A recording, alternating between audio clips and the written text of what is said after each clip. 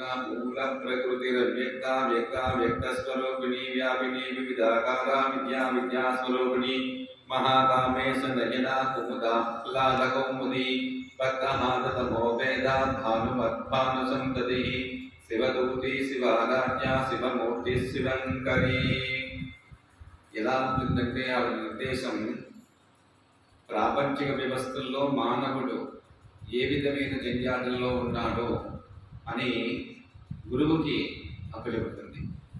గురువు ఎప్పుడూ కూడా మంచి భావాలతో చూసి మంచిని ఆలోచింపజేసి మంచితనాన్ని ఉపదేశం చేసి మహిమాన్వితమైన మంత్రారాధన ఏ విధంగా చేసి తరిస్తాడో మానవుడికి ఆ విధమైన సందేశాన్ని శివదూతిగా అంటే వాడే శివుడైపోయి ఇస్తాడు. ఎందుకంటే ఒక మంచి మాట మాట్లాడమంటే శివస్వరూపమే, మంచి పనులు చేయించేమంటే శివస్వరూపమే.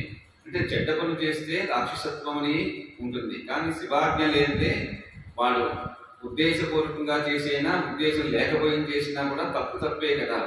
అంచేత మనం ఎంత తపన పడినా తప్పు చేసిన తర్వాత ప్రయోజనం శూన్యం అవుతుంది. అంటే తప్పు చేయక ముందు తపన పడాలి, తప్పు చేయకుండా ఉండాలి అని.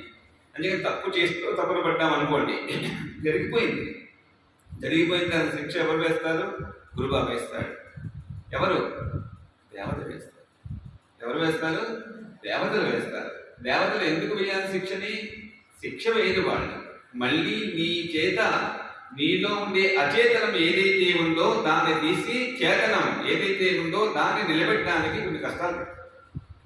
అది శిక్షగా మనం భావించాలి. మళ్ళీ పునః ఎప్పుడు కూడా మన జీవితంలో అటువంటి సమస్యలు రాకుండా ఉండడానికి మన మానసిక ప్రవృత్తిని నిర్దేశపూర్వకంగా స్థిరపరచడానికి చేసేటువంటి సాధనే మంత్ర సాధన. మంత్రం చేసేమనుకోండి చెడు ఆలోచన రాదు. ఒకవేళ కోపం వచ్చింది అనుకోండి, బాగా కోపం వచ్చింది, ఆ సమయంలో మంత్రం చేసుకున్నాం అనుకోండి, మంచి కోపంలో ఉండడం మంత్రం ఏంటి అనొచ్చు.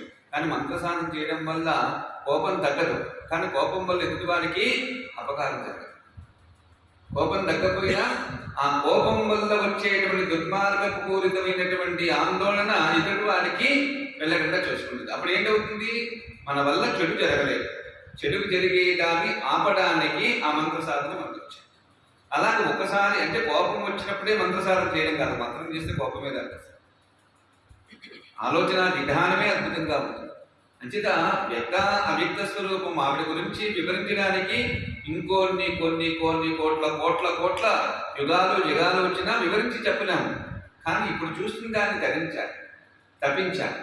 మనం చేసే దానిలో లోటు ఉందా, చేసే సాధనలో ఎక్కడైనా ఆలోచన విధానంలో ఎక్కడైనా లోటు ఉందా అని చెప్పి ఆలోచించాలి. మనమే ఉత్తేజపరుచుకోవాలి. అప్పుడే స్థిరప్రజ్ఞ వస్తుంది.